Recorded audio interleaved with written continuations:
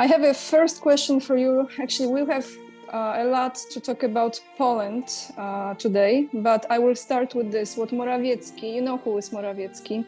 Polish Prime Minister. I call him, many people call him Pinocchio because he's not truthful, very, very not truthful. So Morawiecki recently was visiting United States. And he was in Alabama, talking about very proudly about the agreement, about new purchases from US, the tanks and more tanks and tanks. But he mentioned something that I want to quote. The light came on. Exactly what he said. He said, "We are also striving for the Abrams ammunition course, depleted uranium course, and ultra-modern ammunition to be established in Poland." He emphasized that currently the biggest problem at the front is the lack of the ammunition. So I would like to ask you first, this depleted uranium that he's talking about to be used in the production, right, of ammunition in Poland, as I understand, how dangerous this is, the production process, and then after this is being used, what are the effects on people besides, I mean, if they survive whatever was that attack, right, by it, but what is the final side effect after this being used on people? Well, I mean, first of all, the depleted uranium is a byproduct of the enrichment of uranium. You take natural uranium and it gets turned into a gas, and then the gas is put through centrifuges. That's the most popular way. And the idea is through the centrifuge process, you want to separate the U-235 isotope from the rest of the uranium, and the U-235 is the stuff that's used for the nuclear weapons. The depleted uranium, the reason why it's called depleted is because it's had all of the highly radioactive elements removed from it. The depleted uranium is very dense. It's a dense metal. So when it comes out as a gas, it's reprocessed and becomes a metal.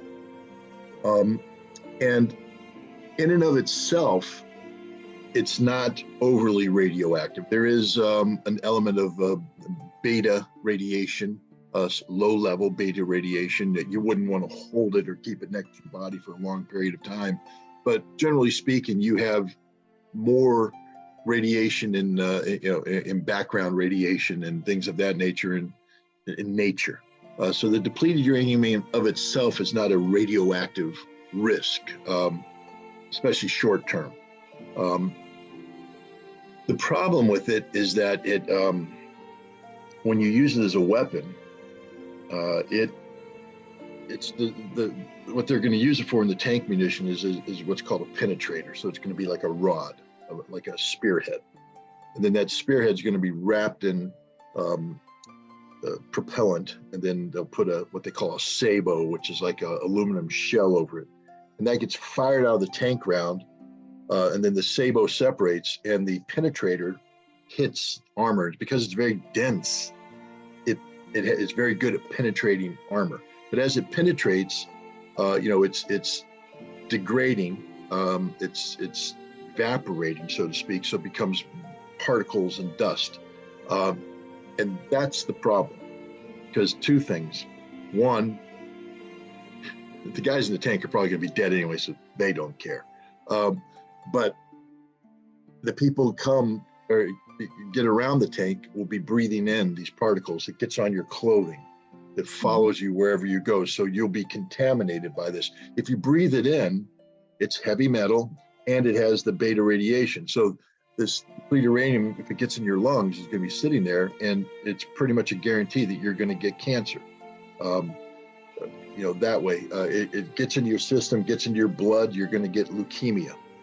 It's in the soil, and it never goes away. It's there forever. It's poison. And so kids who come into the area later and are playing soccer in the dirt, and the dirt kicks up, as kids are wont to do, and they get covered in it, the kids are going to get sick and die. Mothers who are eating the food and come into contamination, they're going to get sick and die, but they're also going to give birth to deformed children. Children will either be dead, deformed, or doomed to die. So it's it's a weapon that has an inherent attraction from a purely military standpoint, meaning it's a very good and inexpensive way to kill enemy tanks.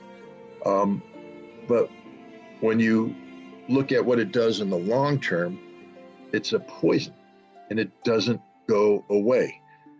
And in war, you end up firing a lot of these rounds. It's not like this is a one of, oops, we have a limited thing.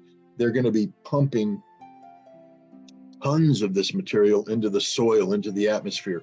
So wherever these battlefields are occurring, they will become permanently contaminated areas that condemn the citizens, the civilians who live on them down the road to horrific suffering, which is why Russia says we don't want these on Ukrainian soil. We don't want this this poison on Ukrainian soil.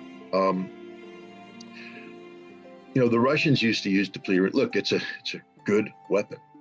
It's a killer. The Russians used to make anti-tank rounds using depleted uranium, but after the lessons of the first Gulf War, where we poisoned the Basra area, after the lessons of Kosovo, where NATO fired 30,000 of these rounds, and now you have Kosovar men with high levels of leukemia and women suffering. The Russians in 2000 said, we're pulling these shells. We're not doing this anymore. We're going to make it different. They can use tungsten. Tungsten's expensive. One of the good things about depleted uranium is that it's relatively cheap. Tungsten's more expensive, but the Russians said, we'd rather spend more money up front building an expensive round than having to deal with the consequences of depleted uranium down the road. So the Russians, as much as you can make it take a moral stance during war, because all war is organized murder. But the Russians have taken a moral stance when it comes to a principled stance on depleted uranium. The West has not. We continue to use depleted uranium, not just in terms of the main tank rounds for depleted tank, but the Poles are looking for, where the Challenger tank is also using them. But we use them on the 25 millimeter chain gun that's on the M2 Bradley.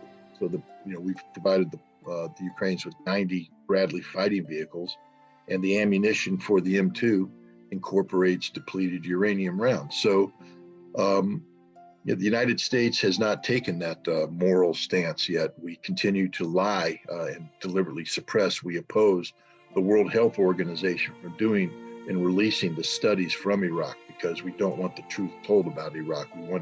We continue to say that this that there's no evidence that depleted uranium causes these problems, and it's I guess people have grown accustomed to Americans not caring about Iraqis. After all, Madeleine Albright said that 500,000 children starving to death and dying of disease was a price she was willing to pay to hold Saddam accountable. So we're willing to write off 500,000 Iraqi children like that. That didn't cause the American people to rise up in the streets. We invaded that country. We've killed tens of thousands, hundreds of thousands more Iraqis. We've condemned millions to deprivation, suffering, but we don't care about them. But we claim to care about the troops. We claim to support. I mean, I go around the United States and I see the yellow stickers on everybody's car, support the troops. But we don't, because if we did support the troops, we wouldn't support the use of depleted uranium, because the depleted uranium contaminates our own troops. It's the troops we claim to support that are having high cancer rates, whose wives are giving birth to deformed children. So we lie straight up about everything, including our willingness to support the troops. And anybody who says that we need depleted uranium, we don't. Look, we're the richest nation in the world for a moment. Who knows what's going to happen with the dollar? But right now, we're the richest nation. We spend, almost $900 billion a year on defense. Trust me, America, we can afford to get rid of depleted uranium and replace it with tungsten penetrators. It may cost more, but it's the right thing to do. And we should never allow depleted uranium to be sent to foreign lands like Ukraine. And the Poles are dumber than dirt for saying we want those weapons. The Polish-speaking government, I emphasize again, Scott. So as I understand, they are actually using some of it in this conflict in Ukraine right now, right? Are they? They plan on it.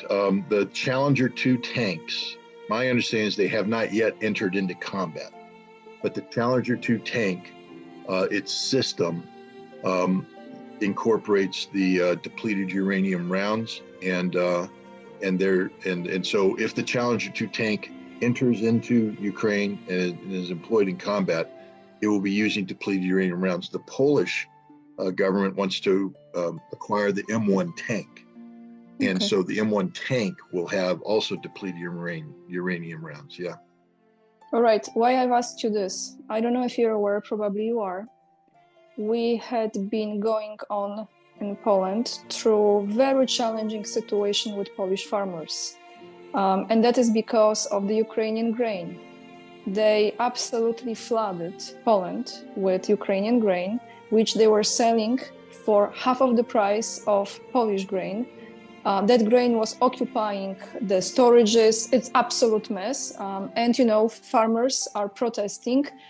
There's a lot of corruption in that as well, but that's another topic. Why I'm actually talking about this with you, because I was wondering, as there are talks and there are many videos that people show the level of poisoning in that grain that's coming from Ukraine. So when the conflict like this is taking place, and you've mentioned this with that depleted uranium, what could be in the soil, in the earth and soil and the air, but now, with what's taking place, the level of poison and toxicity, it's incredibly high, isn't it? Look, Ukraine has some of the best soil in the world, the deep, dark, rich soil of Ukraine, and so it's it's been called the breadbasket of Europe and the world for some time now. But people need to understand that Ukraine inherited from the Soviet Union industries that were not ecologically sound, ecologically friendly. Now, Russia has cleaned up its act. Russia inherited these bad industries, but Russia has enacted laws that are designed to be environmentally, not friendly. I mean, industry is never environmentally friendly, but at least sensitive to the pollution and things of that nature. Ukraine has not. It's because of the corruption. They just pump out whatever they pump out, whatever the risk. So they're dumping toxins, pollutants, the whole thing, and it's in the soil, and it contaminates. But it's not just that. The grain that you're getting in Poland, just like the grain era, has been stored for a very long time. It's very bad grain. It's much of it might be even rotten. It is, Scott. They're actually because, showing on the videos. Yes, I'm sorry to interrupt you. Absolutely, it's rotten. They're actually showing the people in Poland. They show how rotten it is. Yeah. Because the Ukrainians don't do what they're supposed to do, because they're corrupt. You see, to live life right, there are certain things that have to happen. For instance, we know that drinking polluted water causes diseases. So as a society, we have decided to have water treatment plants so that the water that comes into the houses can be drunk without fear of disease, which is fine. But now imagine that you have to build a water treatment plant that actually does what you say it's going to do. And then once you do it, it has to be managed properly. It requires work. People have to show up to work, do the job. There have to be inspectors that come in and make sure that they're doing the job. That way society polices itself to make sure that which is necessary for a well-functioning society is in place. In Ukraine, none of that happens because it's all corrupt. Everything about Ukraine is corrupt. Everything, from the bottom to the very top. People take shortcuts. People don't do the job. People collect pay. They take the chemicals that are supposed to clean the water. So my point is, when you store grain, you have to rotate the grain. You have to make sure that and that's work. So the grain goes into a storage facility. You have to mark the time and the place and all that. And then the grain itself has to be rotated, because otherwise it sits there and begins to ferment, it begins to rot. And the Ukrainians don't do that. But then they tell the World Food Organization that we have X amount of grain waiting there. Now and then they sell it. And see, the Ukrainians don't care, because the World Food Organization takes it and sends it to Africa, and nobody cares about black people. No one cares about black people or brown people. That's just straight up truth. So the Ukrainians are more than happy to dump their garbage on there. But now, because of food shortages in the world, that grain is being diverted to Europe. And because, again, what people don't understand is it's not about the food, it's about the perception. You see, food prices it's a commodity. And so it's traded on a commodity. So as long as you're moving product, the traders keep the prices down. But if everybody acknowledges that the product you're moving is crap, excuse my language, rotten stuff that you wouldn't feed a cow, the prices will go up. But they can't do that. So they have to keep the product moving. And they're going to do it in a way to keep global food prices down, but that's going to impact the local farmers. It's going to impact the Polish farmers, the Hungarian farmers, all the farmers of Europe that, grow their own crops are now having their crops being supplanted by cheap, rotten, crappy Ukrainian grain, which is not only rotten, but as you said, when you test it, it comes out high on heavy metals and other toxins because the Ukrainians pollute everything because they don't do anything right. I don't mean to beat up on the individual Ukrainian, but I have to tell you, Ukrainian government has been nothing but corruption from the very beginning. It was born corrupt. It's only becoming more corrupt. And this war when you flood that much money, money without any strings attached, with no accounting, and you flood it into an already corrupt system, understand it corrupts everything. So this whole grain thing, this whole grain deal, the Russians have seen through it from day one. They've been calling the Ukrainians out on it. They've been calling the world body out on it.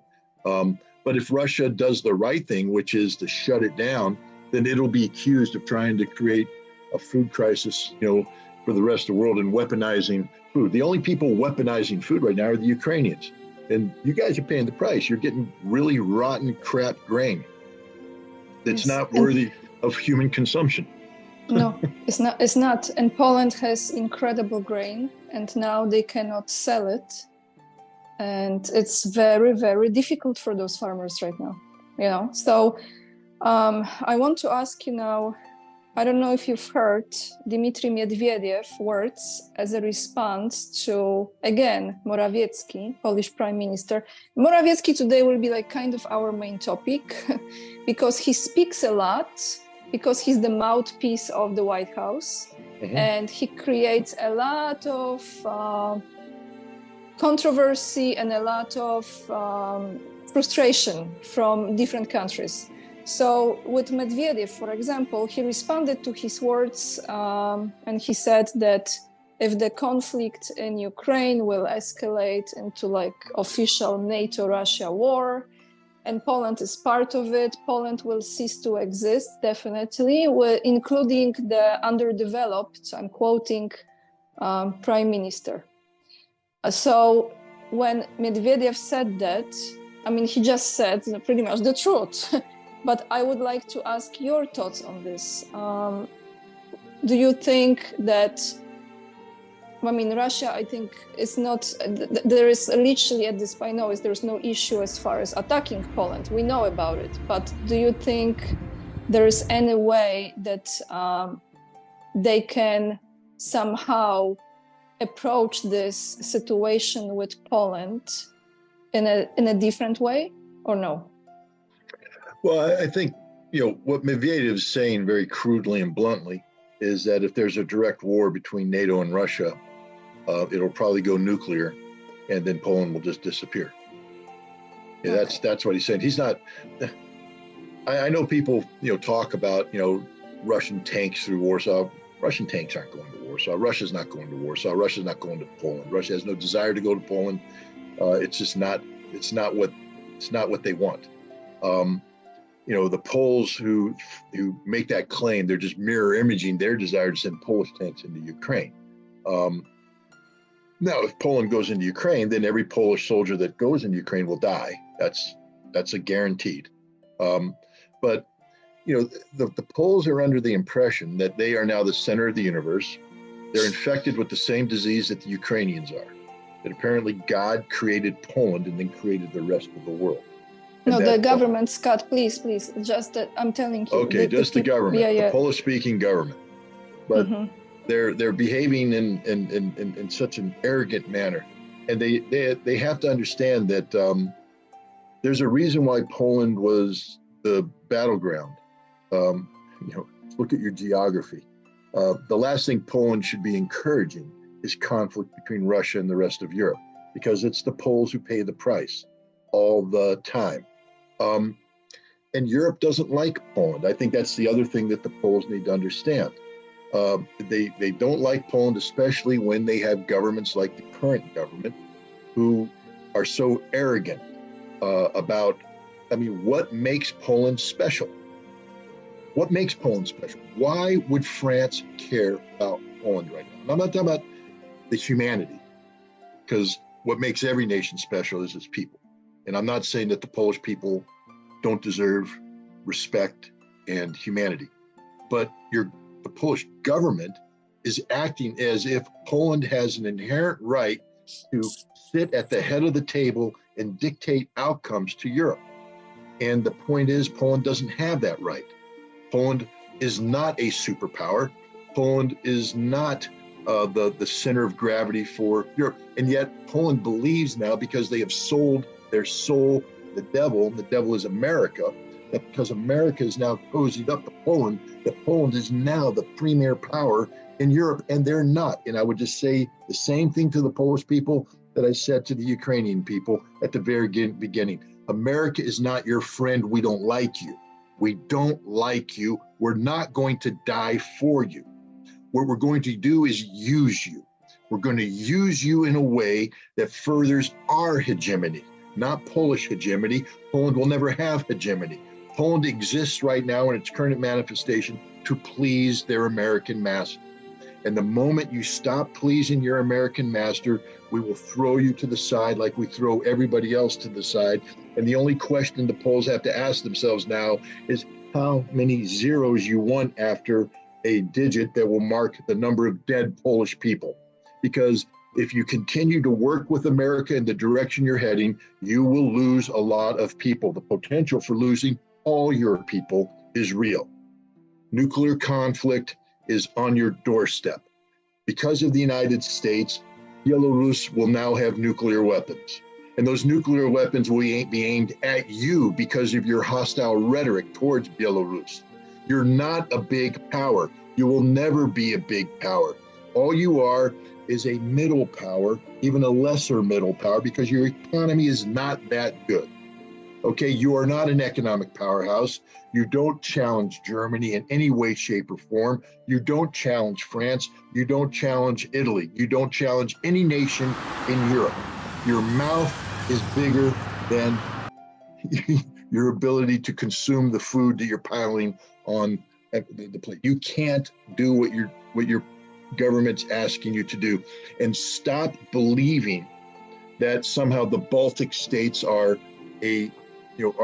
people that are looking out for your interests as well. Understand that the Baltic states are just miniature Polands, meaning little nations that think they're bigger than they are because they have other European powers on their soil propping them up. The Baltic states would be eliminated in 1 week in a war with Russia. 1 week, gone, wiped off the planet. They're not there to help you. They're there to hinder you. Poland is best served by being a friend to all. I'm not saying Poland should turn its back on the West, of course not. But Poland should not be in a position of allowing itself to be used as a foil against Russia. And that's what's happening. And somehow your leadership is reading history and looking back and talking about grand Polish alliances and grand Polish this, and letting Zelensky come in and have conversations about making the border disappear and the confederation. It's a death trap. It is a literal death trap for Poland. Poland needs to understand that there's a reason why at the end of the Second World War, a decision was made to make borders final. Because once you get in the game of erasing borders, you then create notions of nationalistic fantasy where Poland can become greater than it currently is. Poland is great as it is. It doesn't need any more territory. It doesn't need anything but to live in peace and harmony with all of its neighbors. But that's not the direction Poland's heading right now. They actually believe, there's people that actually think that Western Ukraine is Poland and is going to be Poland. Thank you so much for your time today and for answering all my questions and some extra questions. I really appreciate it.